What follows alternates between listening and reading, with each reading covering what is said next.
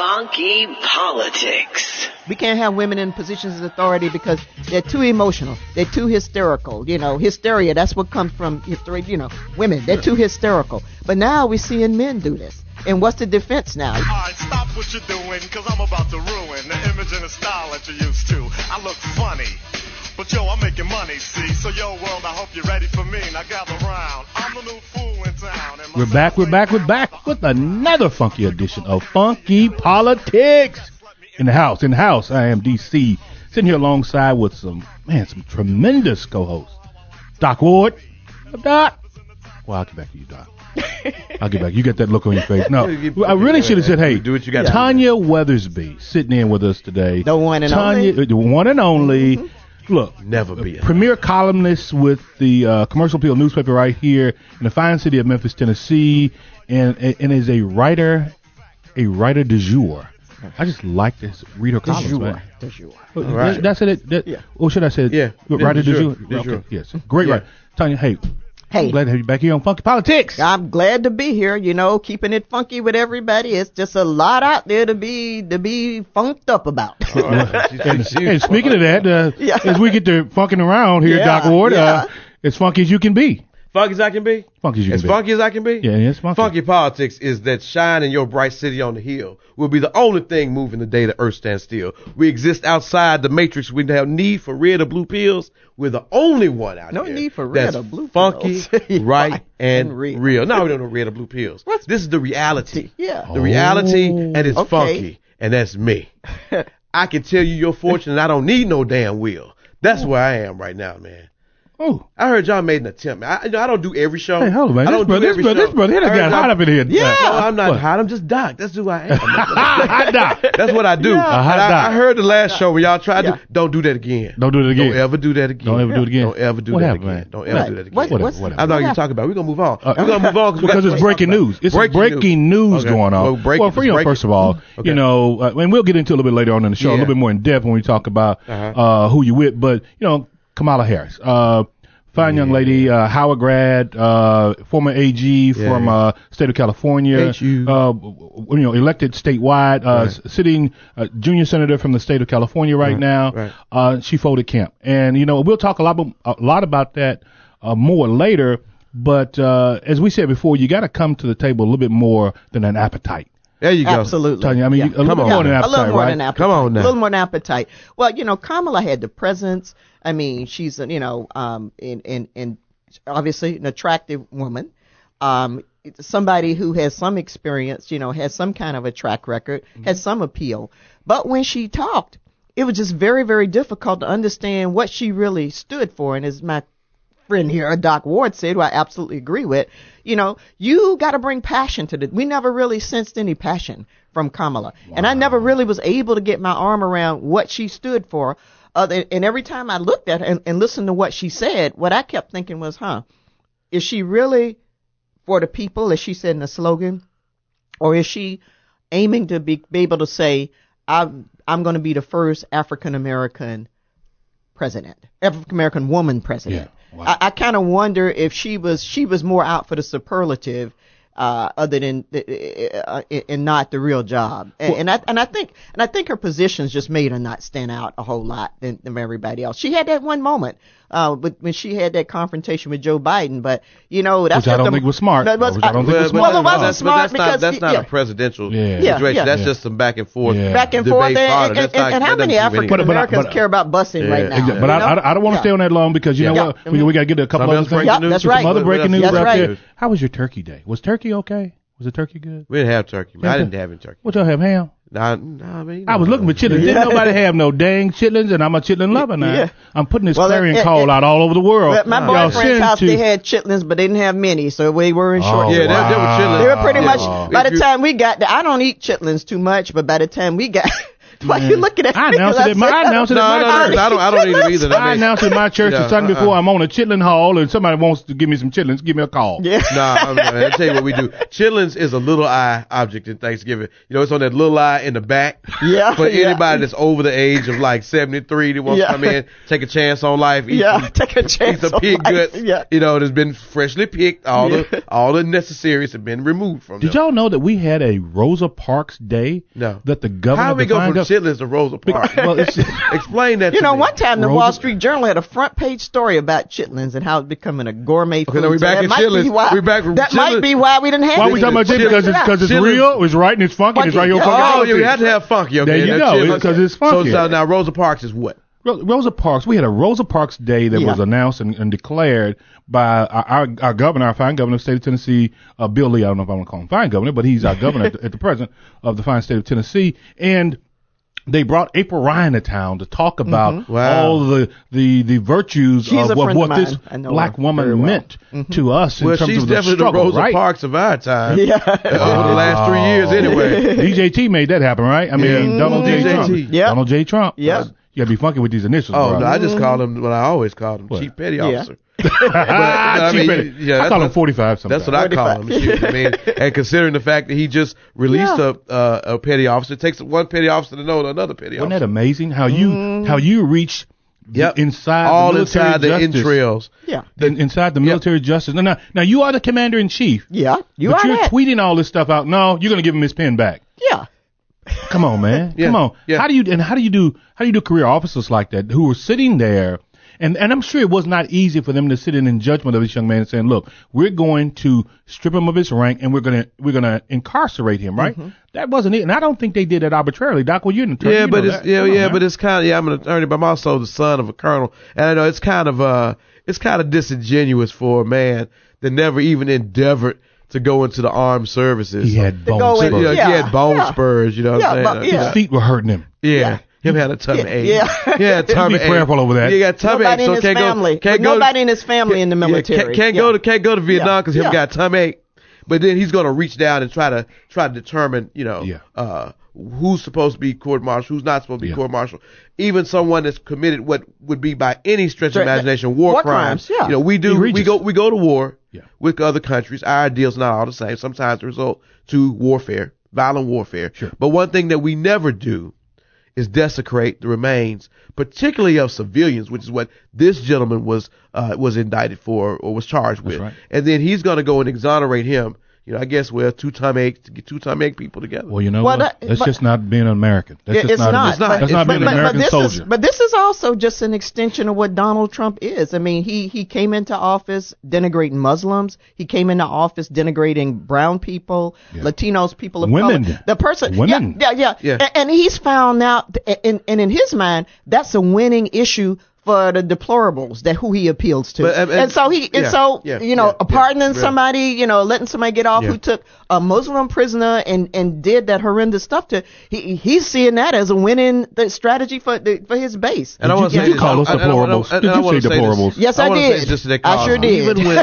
Even when Osama bin Laden, who committed probably the most heinous act in modern time on American soil, and probably several other ones because he was in the game long before the World Trade Center. That's true. Even when he was terminated by our army, he was given a proper burial fitting of his faith. Absolutely. Before he was thrown to the sea. But regardless of that, he was given the respect of every respect that an individual deserves. But you said before he was thrown in the sea. Well, he was buried at sea. Yeah. And there's something noble about being buried at sea. Absolutely. And so we thought we were doing something. Well, we don't want you to go and worship his shrine, but you buried him at sea. Right. Yeah.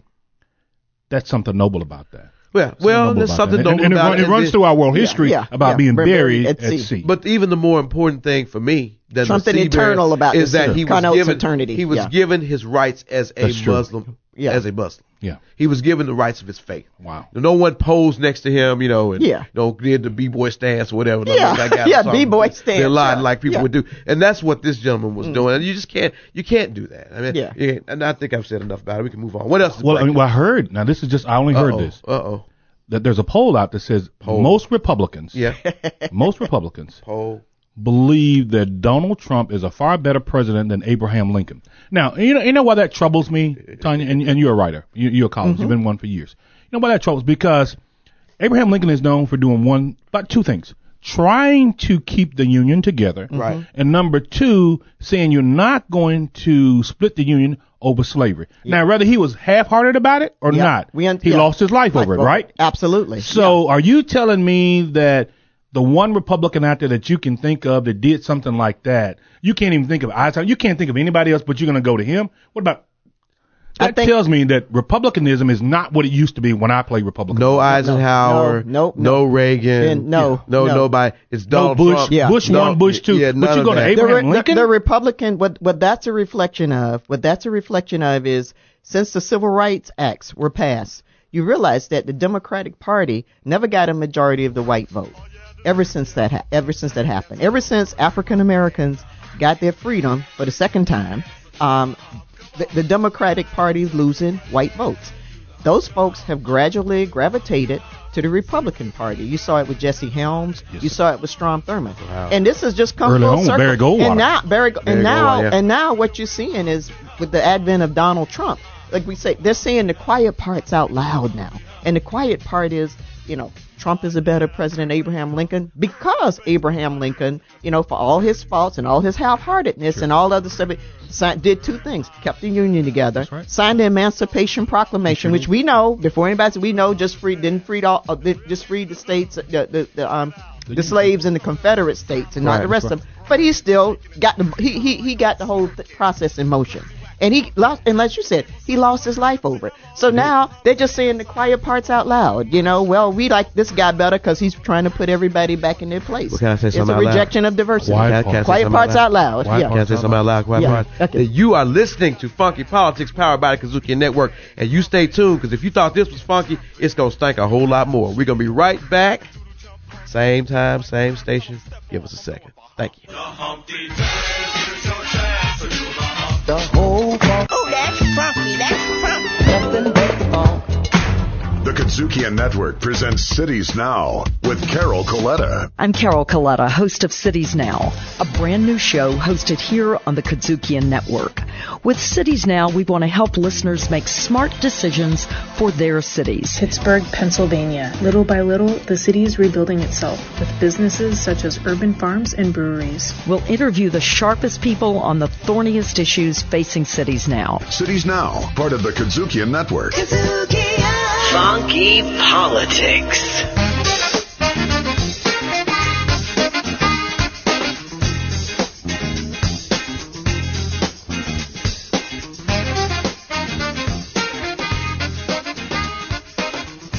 We're back with more of this funky show, Funky Politics, powered by the KUDZUKIAN Network DC. Sitting here along with Tanya Weathersby, and the doctor is in the house. That's right. We got a foot doctor, Dr. Boy. Funky Politics is that funky politicians on the back eye to make sure that you don't get the black eye when you're talking about what's going on in our country. We're giving it to you real, right, and funky. So no matter where you go, what you do, you will be well prepared and on the front burner of all of these issues of our day. Speaking of back burners, who oversees the National Chitlin Association? I mean, so NCA.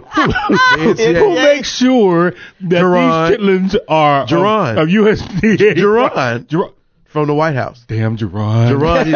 We're having a run on chitlins in this country. Jerron and Ben Carson.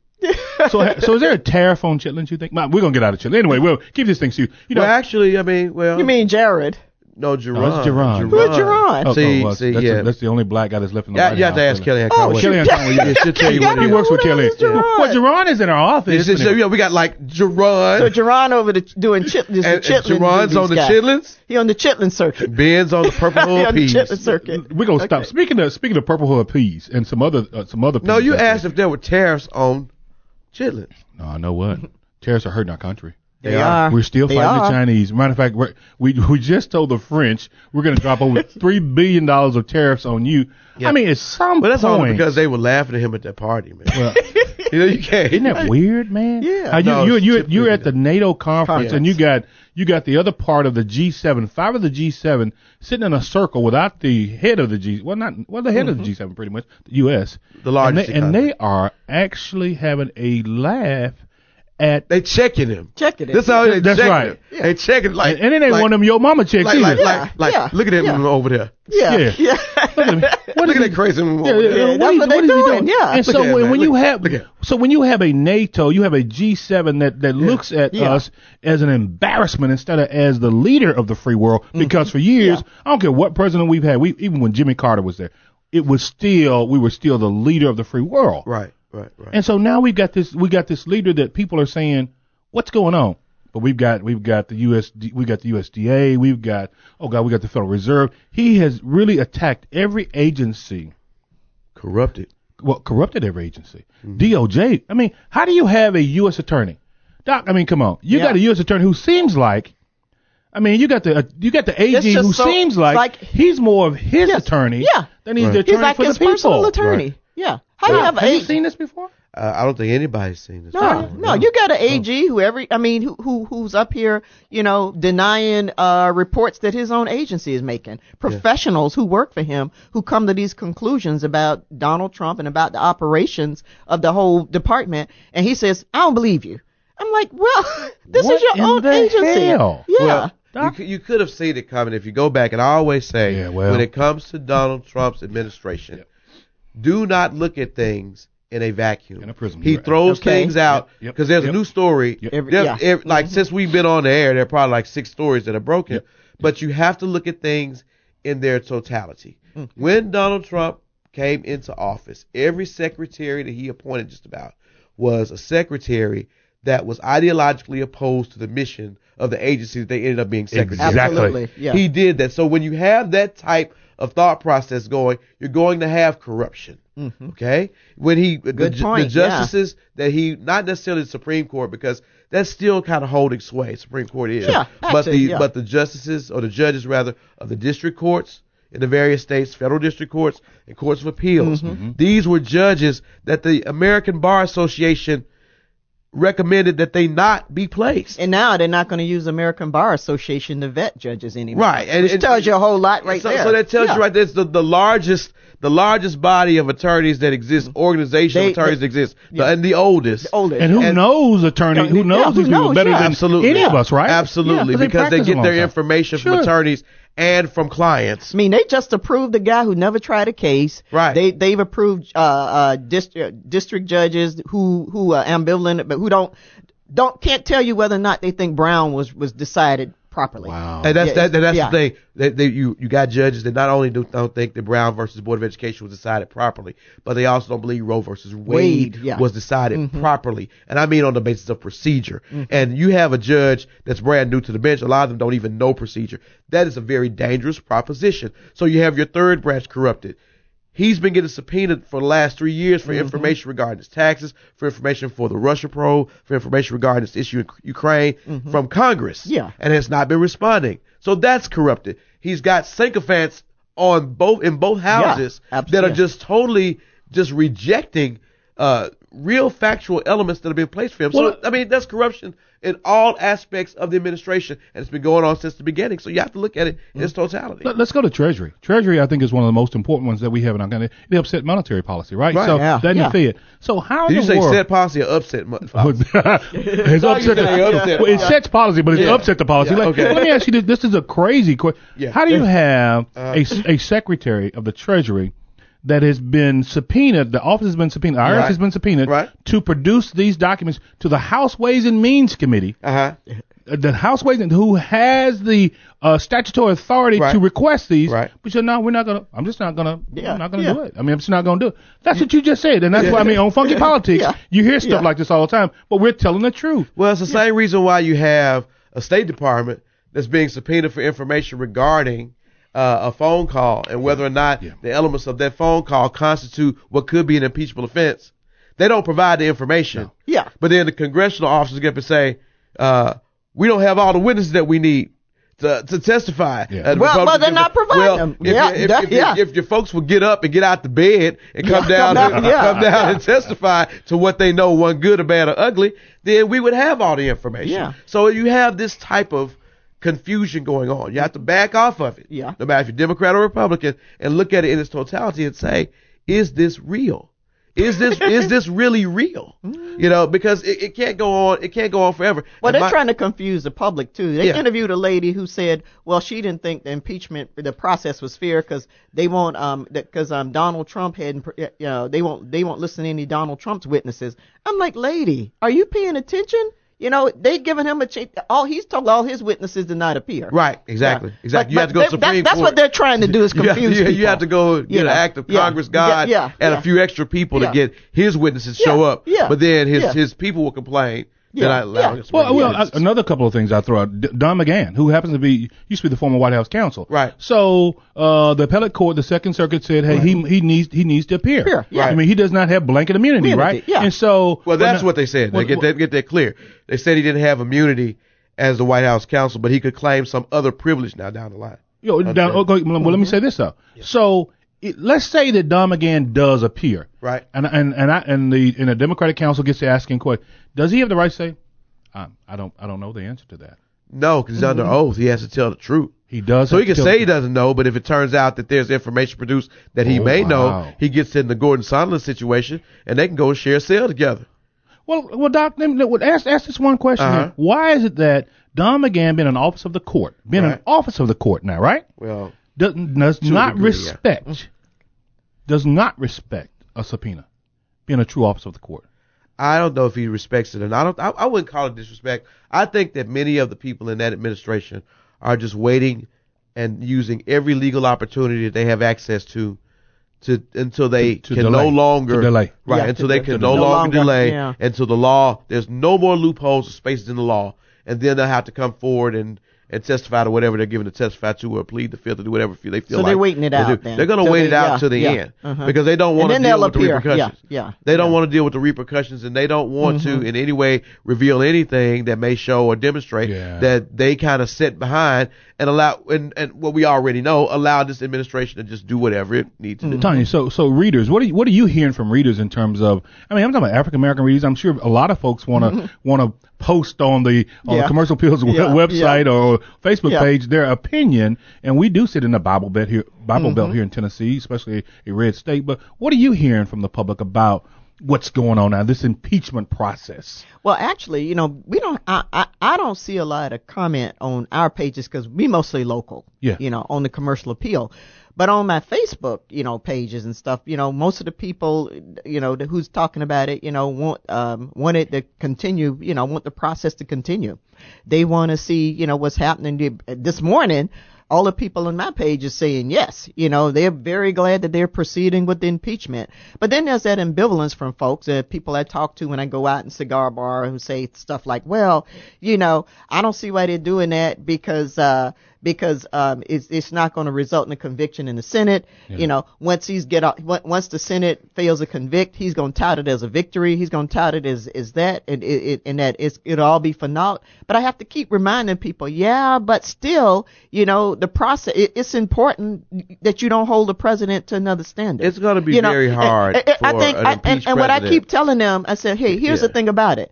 I don't care if the evidence is so heavy, right? Which it is now. If you got those tough witnesses and all of that stuff comes out in the Senate, and the Senate ignores that and does what is the equivalent of jury nullification, like it's going to make them look bad. I mean, it's going to be a reflection on them. You get the public to paying attention to that, and they'll see that. I think it's going to be very hard, as you say, Doc. It's going to be very hard to get them to impeach. To get them to get an impeached president to be able to do anything. And he's worried about it. He's tweeting like crazy this morning. Doc, you got 60, in all caps. Doc, in all caps. Do they have 67 votes to get him? I don't think that he's going to be, at this point in time, based on the way that the behavior of the Republican Party is right now as it relates to this president, which is defend him at all costs. In the absence of information that's going to come out, and there may be some things that come out that even slam dunk this dunk. I mean, it's already a 360 spin with a twist and a hanging on the rim. I guess you have to break the backboard like Daryl Dawkins and Shaq used to do to get the Republicans on board.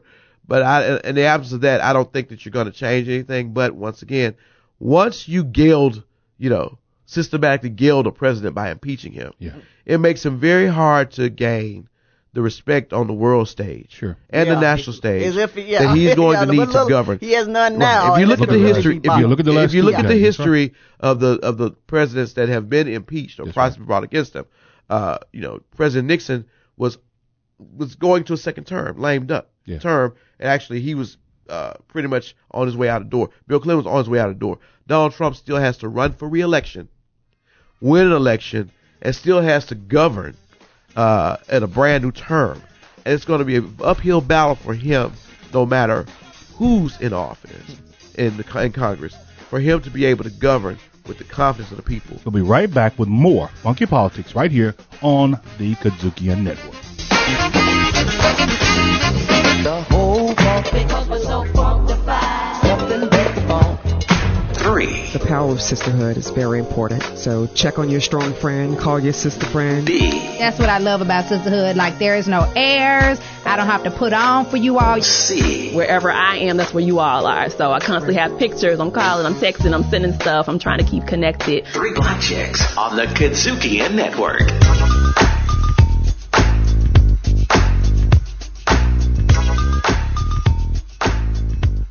We're back with Funky Politics, powered by the KUDZUKIAN Network. DC sitting here along with, the 2 best co-hosts in the world. Tanya Weathersby with Commercial Appeal and Doc Ward. The doctor's in town. That's it. You in town? That's it. Show over with. That's it. Show's over. No. Y'all folks, show. Don't cut it out. Show's not over. Doc's in town. Drinks on the house. What? There you go. And I'm broke, Doc. I need about 3 or 4 drinks. Drinks on the house, not on me. On the house. Oh, not your house. Not my house. Lord help us. Anyway. But I can command that.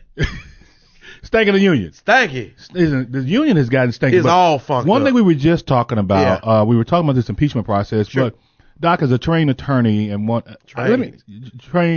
learned. The old folks that learned it. He was a learned lawyer. Learned lawyer. I'm learning every day. So they are talking about the minority in the House. Are talking about, well, we want the Senate to call Adam Schiff. We want him to be a fact witness. Adam Schiff is saying, look, all I can testify to is basically what's in the report. Now, it's one of those Mueller kind of things, right? Oh, yeah. So my question to you, Doc, is that what kind of play is that for them? They want to get him out there to embarrass him? I mean, what is it that the Republicans are looking for if they pull an Adam Schiff into the Senate? And does he go? Does he have to go? I'd be surprised if Adam Schiff shows up to do anything other than commentate.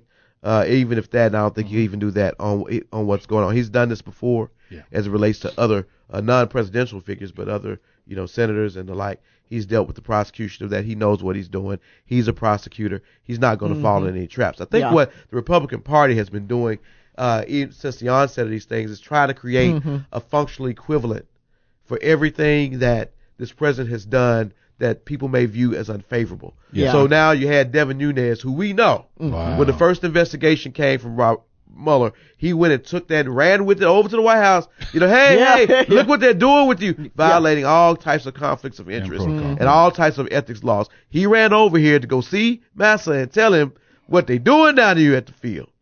And all of a sudden, now he's caught up in this issue with Ukraine because he's been run tell that, run tell that too much. He's in that issue. So now they have to, in response, try to get Adam Schiff to come and put him on the spotlight because they know Devin Nunes is on the spotlight. It's always been some type of And issue. Adam Schiff should just don't show up. When Democrats said Russia was fixing the elections, Republicans says, no, it's Ukraine. Well, now you notice that Bob Barr's own hand-picked inspector general says William Barr, excuse me. What did I say? You said Bob Barr. Bob Barr? Okay, I must be somebody else. Bob Barr is actually an old congressman out of Georgia. That's what I'm thinking about. I remember. Who was involved in the Clinton impeachment. There you go. See? Too much funky politics.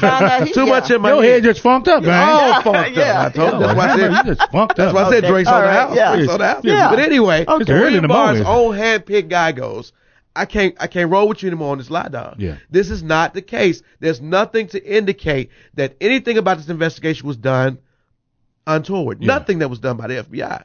So therefore, now you see all the houses are falling down. So anything that comes up on the Republican side that's wrong, Republicans have to change their narrative. And they talk so fast and so loud. You think that they're telling the truth. Jim Jordan and then what is that one time? I don't understand it. Four people make five conversations. No, at the end of the day, between all the loud talking, all of the finger pointing, and everything else, if Republicans had a case to bring, they would have brought it. If the things the Democrats were not doing, they could easily seek redress to one of the courts of law to make a determination on decisions. Everything's been done above board. All they can do is try to obfuscate and obstruct. Tanya, before we go into another subject, and I don't want to keep beating a dead horse because the horse ain't dead yet. Yes, he is. I think he's dead. He's on life support. It's like the one in The Godfather sitting there with his head cut off. Oh God!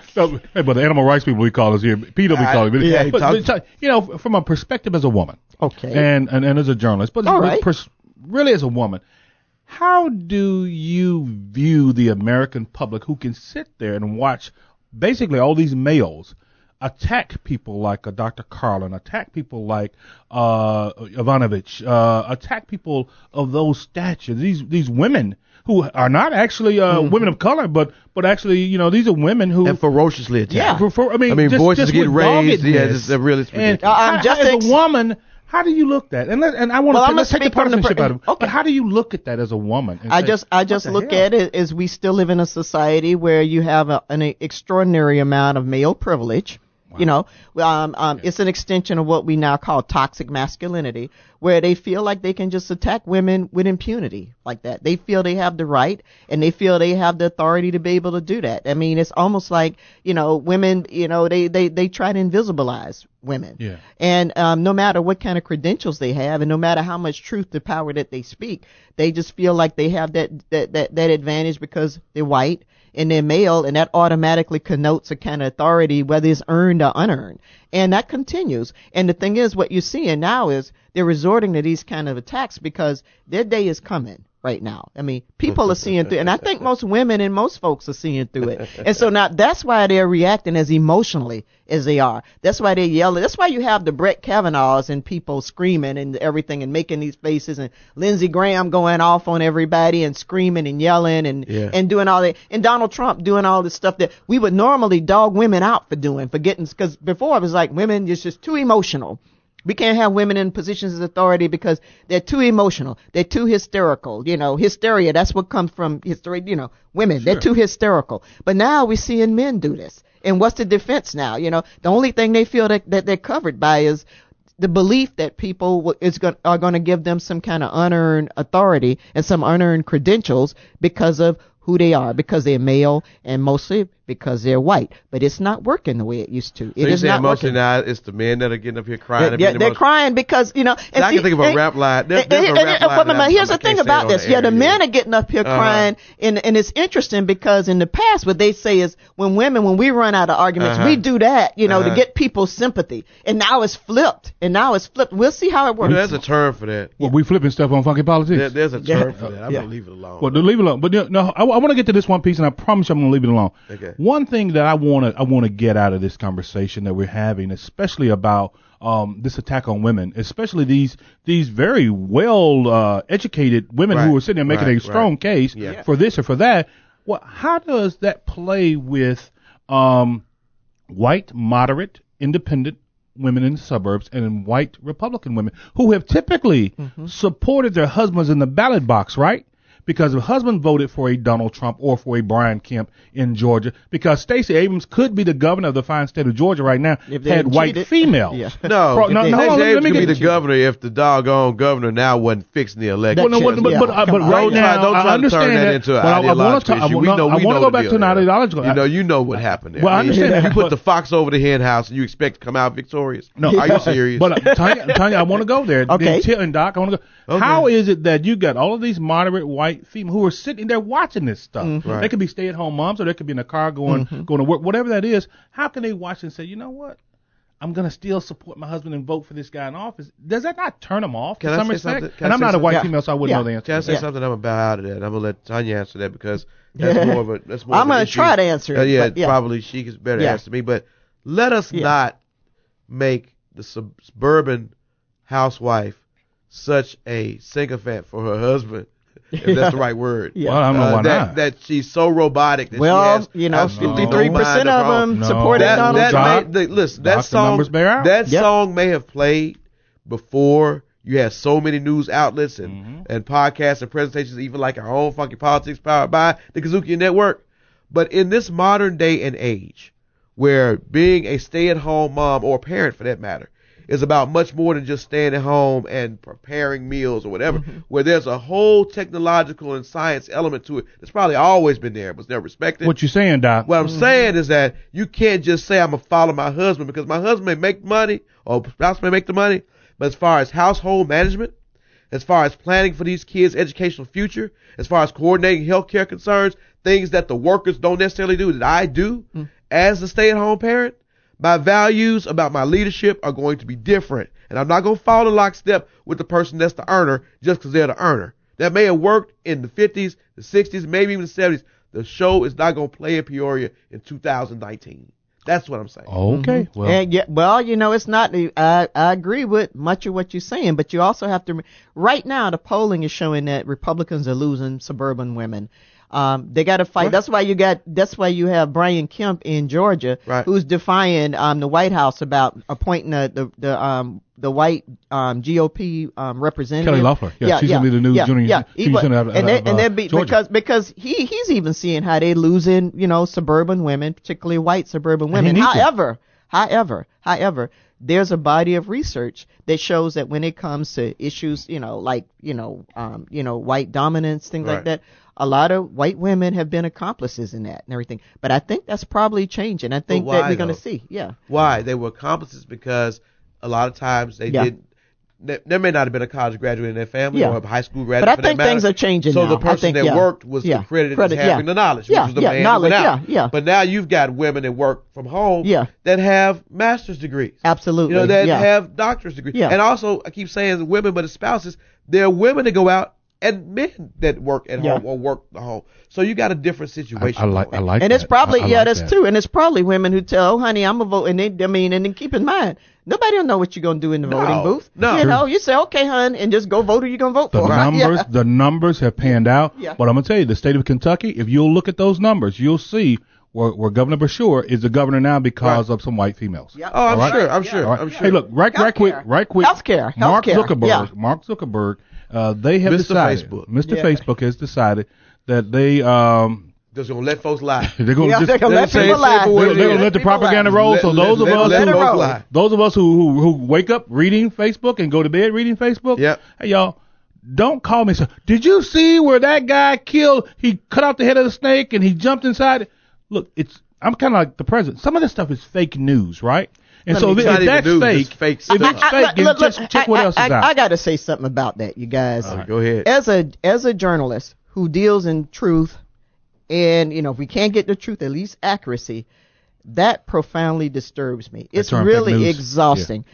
I get inboxes from people all the time with stuff that's just hoaxes. Oh, I just recently got one from somebody who was saying that be careful because, there's sex traffickers who's putting zip ties on the windshields. If you go out, windshield wiper, you go out and you take that, then they're going to kidnap you.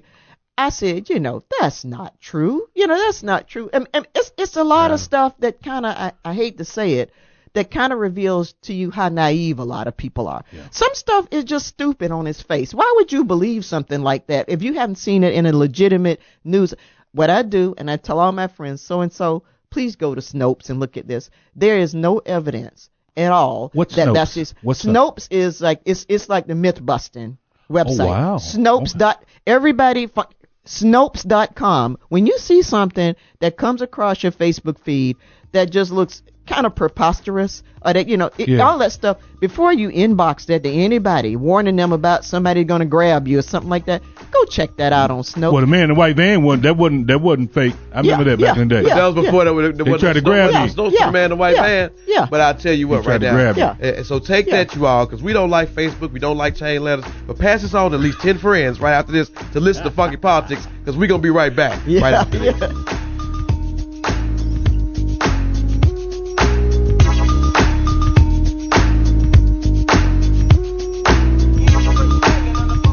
Is it real or is it funky?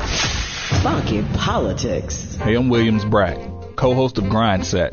The insight you gain from us and our guests will motivate you to take the leap into entrepreneurship. Make sure to check us out on Spotify, Apple Podcasts, TuneIn, Stitcher, or your favorite podcast provider. Grind Set on the KUDZUKIAN Network. KUDZUKIAN. Who you with? Who you with? Who you with? To the flow. Back at you right here on Funky Politics, powered by the KUDZUKIAN Network. Yeah. Man. Who you with? Who you with, big dog? When you hear that music, you know we about to talk about who you with. I'm DC. Except for we can't hear it right now because we're doing a live show. I'm it's DC, like Doc Ward, and Tony Weathersby. We just because I know who I'm with. You know what? It's kind of like you're sitting here and we're doing this, and we're actually doing it. You all don't know. You'll appreciate it later. We're actually doing a show live. No background, no nothing. But it's kind of like, remember Rock back in the day when they used to do it live? Oh yeah, the show Rock. Right. Yeah, one of the greatest sitcoms. Yeah, Rock. Yeah. So go and download it if you all don't know about it, if you don't remember, or if you do remember, go down. I think you can get on YouTube or whatever episode of Rock. Sanford and Son was live too. Oh yeah, they did. They said Sanford and Son is filmed for a live studio. Oh, yeah. And Good Times too, huh? Man, but you know what? They all used to be live. That stuff, man. So you had to be a hell of an actor, didn't you? You sure? Hell think of an about actor. that. Yeah. Hell of an actor. Look at what we've come from, man. Look at where we've come from. Now, some of that stuff was a little slapstickish, right? Yeah. But some of it was really. I just realized a great look into our homes, right? It was. You know, Sanford and Son. How many granddads do you know out there that picked up cans back and they didn't have a formal job, but did stuff like that? Oh, but I remember the thing about Rock that was different though is that while all of those shows were live in front of studio audience, Rock actually did the show live in front of the nation. So when you saw it broadcast, the broadcast was live. The broadcast was live. Well, that was live then. This is live now. Yeah, Funky Politics powered by the KUDZUKIAN Network. Who you with 2020? And this week, I think we received some very big news. A very big name in this candidacy dropped out of the race, or at least suspended the campaign. You mean Kamala? No. Steve Bullock? No, Joe Sixpack. Admiral Sixpack? Joe Sixpack. Yeah, he's out. He's out, man. Former Vice Admiral. I was getting emails from him doing a walk-in tour or something. I'm like, who is this dude? Game changer. Steve Bullock is out. No. Game changer. No. Governor of the fine state of Montana? Yeah, and that's 0.4% of the vote that somebody's going to be fighting like hell over. 0.4%. 0.4%. Well, that's what Donald Trump won by, probably, wasn't it? Yeah, really? A little bit more or less than that. But also, yes, of course, Kamala Harris leaving the race, suspending the campaign. Did I not say doing the right thing? Did I not say on this show some months ago that Kamala Harris would not make it to the end of the year? Would not make it. She wouldn't make it to Christmas. You said not to Christmas. She was going to make it and guess what? You bet us all whiskey. Yeah, I'm not a clairvoyant. I'm not some kind of but I'm just telling. I'm not a seer. You're just a political pundit seeking free whiskey. That's what it is. Hey, look, if it's whiskey, I wake up. Okay. I won the thing with Donald Trump being elected on a whiskey put bet. You to sleep. With Steve Roy. He not bet. He said, "Oh no, Hillary will win." Political bourbonator. Seeking free whiskey. Free whiskey, or bourbon, excuse me. And I hate to see it happen like that because I think in the end, I think she could have gone a lot farther, but she just, like we talked about earlier, she just couldn't grab hold to anything that's stuck, that's stuck. Yeah, but I'm gonna tell you, there's a lot of other that need to drop. Klobuchar needs to drop. Tulsi Gabbard. Why don't they drop now and get behind who you know are the top 3 or 4 guys? In the top 3 or 4. Let's just call it like Joe Biden, Elizabeth Warren, and Bernie Sanders. And if you want to throw Pete Buttigieg in there, Buttigieg. Well, let's do it and let's get all this other stuff out of the way because Democrats, if you're going to be serious about winning in 2020, you need to go into January, and don't go to Iowa, go into January with at least 2 candidates, okay? Don't go into January with 15. It makes no damn sense. But here's the thing, too. Makes no sense. But it makes no sense, and also here's another thing that troubles me.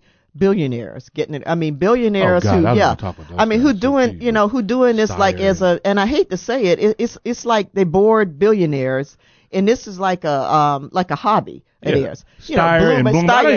Bloomberg. I mean, dude, you screwed up New York. But they made $1 billion though, man. Don't they know something about running something?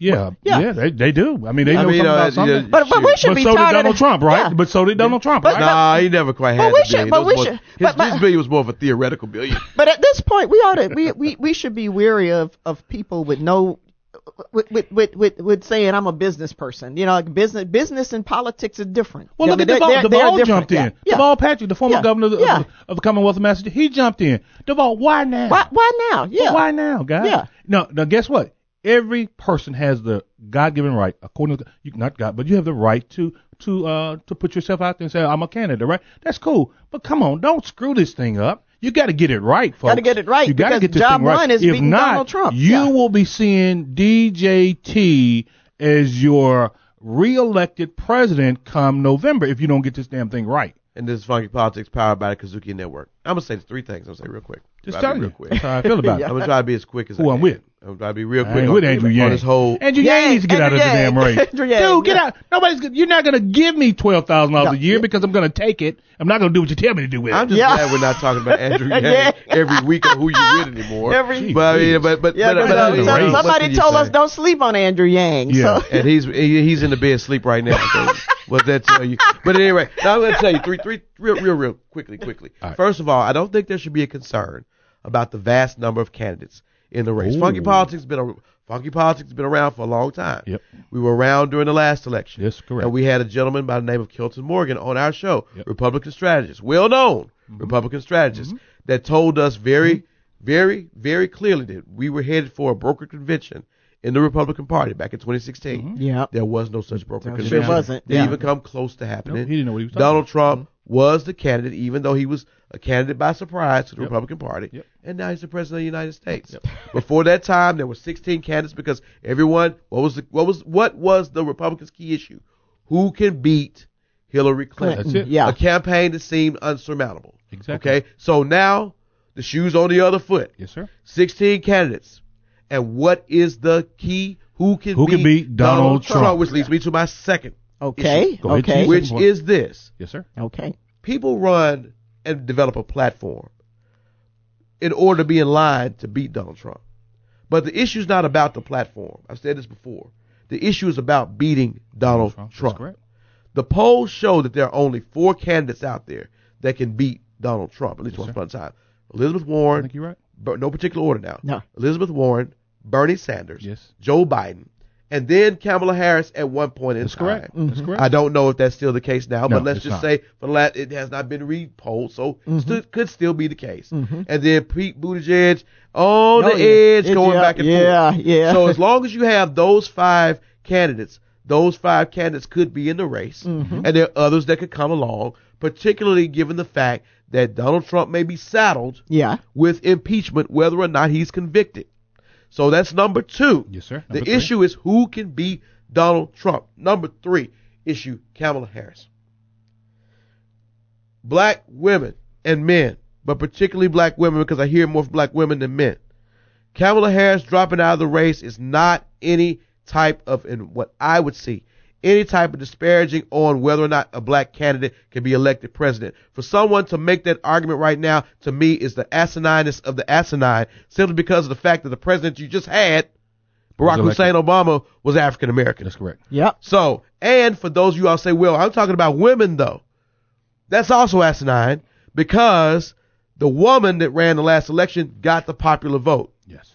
You know, and even that election's been tainted, and we really can't accredit anything to it, but we do know she at least won the popular vote. So the voters are there for a woman. Yeah, if it wasn't for the Russian interference, she probably would have been there. You there. go. Yeah. So if you want to try to mix the pot, say, well, what about African American woman? Well, okay, we'll just keep going on and on and on. But I don't think that's the issue with Kamala Harris. Kamala Harris was ambitious, not passionate. She had the ambition to be president, but she didn't have the passion to be president. Poorly executed. Yeah. Forget about the execution. It's executed because it was all through ambition. Ambition gets you headlines. Passion gets you voters. Ambition raises eyebrows. Passion raises money. If you do not have the passion, you can, no matter what color you are, it's not going to stick for a long time. But through her ambition, she has the common sense enough to leave now. Because I do believe in her ambition. She has ambitions of being part of someone else's campaign down the line. So don't sleep on the ambitious Kamala Harris. Don't sleep on her. She's very, very ambitious, and she can be very, very dangerous to the Republican Party in this election, being an asset to someone else's campaign. You have not seen the last of her yet. Don't weep for her. She's strong. She can handle it. She's ready. Did you see what she told DJT? He said, "Bye, Kamala, we miss you." She said, "Don't worry, Mr. President, I'll see you at trial." But that shows you right there. Wow. But you know what? When I saw that, Yeah. I said, "There's ambition talking." Yes. Yeah. Her whole platform, every debate has been about taking the case to Donald Trump. Well, guess what? After the election, there's no more case to take to Donald Trump. Yeah. It's about leading the country. Yeah. She had no strategy for that. So that tells you where she was going. Guess who sits on the Senate Judiciary Committee? Kamala Harris. Kamala Harris. And Cory Booker. Yep. Spartacus. Yep. Spartacus. And Kamala. Guess who gets to make a major play? Yeah. Right in front, and who will help the presumptive Democratic nominee, whomever Joe Biden may be. Absolutely. And Joe, I think that Joe. So this may be smart, a chess move, in other words. Yes. Okay. This ain't All checkers. right. Yeah. I think if Joe, I think if Joe is very smart, he has to pick a woman. Right. Okay. And I think one of the three women he has to choose. This is who he has to choose from, in my estimation. Stacey, right? Kamala, right? And Elizabeth Warren. Yeah. Well, I don't know about Elizabeth Warren, but no, I'm gonna say Stacey, Kamala. I'm gonna say Stacey, Kamala, and because Elizabeth Warren brings him something else. He still brings him a woman, right? Yeah. If he's he cannot go outside those three because those three have proven themselves to the rest of the world and the rest of this country that they're leaders and they're ready to roll. Right? I don't think that he and Elizabeth Warren can coexist. I don't think there's complementary. So I think you're really down to two. I think you're really down to those two. So, but the thing about Kamala Harris that's so great is that she's actually convertible. She could be the vice presidential candidate for Joe Biden, or she could be an attorney general candidate for a Bernie Sanders or Elizabeth Warren. I don't think Bernie's going to get Or it. she could end up in even a more expanded role with her prosecutorial experience. She could be involved in national security or some other aspect. So she's so convertible. It did not do her any good to stay in this race and try to debate people that she may end up working with down the line. Joe Biden will be your nominee. Joe Biden will be your nominee. At the end of the day, he's going to be nominated. He's going to be your nominee. And you know why? Right now, and you know why? Let's get ready to get him a strong number two. And you know why he's going to be nominee? Yes, sir. Because the bottom line is the election is about what? Who can beat Donald Trump? Who has 43% of African American support right now in this country? Joe Biden. Joe Biden. Yep. Biden. I don't care. That's just how it is, right? Right. That's how it is. Well, I'll tell you what. We'll be right back with some more closing thoughts right here on Funky Politics. You got D.C., Doc Wood, and the one and only Tanya Weathersby from the Commercial Field newspaper. One and only. One and only. Funky Genuine article. That's right. We'll be right back, Rights folks. articles. Who you with? Who you with? Who you with? Get crunk. Who you with? I ain't scared of you, mother. Nothing but the ball. 3. The power of sisterhood is very important. So check on your strong friend, call your sister friend. B. That's what I love about sisterhood. Like, there is no airs. I don't have to put on for you all. C. Wherever I am, that's where you all are. So I constantly have pictures. I'm calling, I'm texting, I'm sending stuff. I'm trying to keep connected. 3 Black Chicks on the KUDZUKIAN Network. Funky Politics is real, it's right, it's funky. It's everything that you want in your news and in your information. I can tell you what's right. Forget what I feel. Funky Politics is right and it's definitely real. Got the genuine article. Tanya Weathersby from the Commercial Appeal. That's my right. right-hand man, DC. My man, 100 Mil. If you're ready to hunt, we're ready to kill. This is Funky Politics, man. That permanent funky stain on your brain. That's right, else, man. You know what I'm saying? You something else. The prose that flows from your lips, man. The prose that flows from the things that I knows shows that I get information and news everywhere I goes. And I want to tell you one thing. Don't y'all ever do this at home. Don't do this. Do it at home, but don't bring it to the mic. What's that? Practice. Anyway, whatever, man. What you know, like I agree. Yeah. What a show. Yeah. You know, from a standpoint of talking about the trials and tribulations of the 1600 Pennsylvania Avenue family to the trials and tribulations of me Adams family. at 857 Barksdale here in Memphis. It's really different. You know, the lighting of the tree at the White House this week was actually odd too, because the decorations are beautiful, but of course our First Lady walks down through there with this huge coat on as she's walking through, and people made a big deal about her wearing this coat. I'm like, I guess it showed some aristocracy a little bit, you know. Yeah. I really anything that this family does really to me is being tagged don't tag the family, tag his butt. Yeah.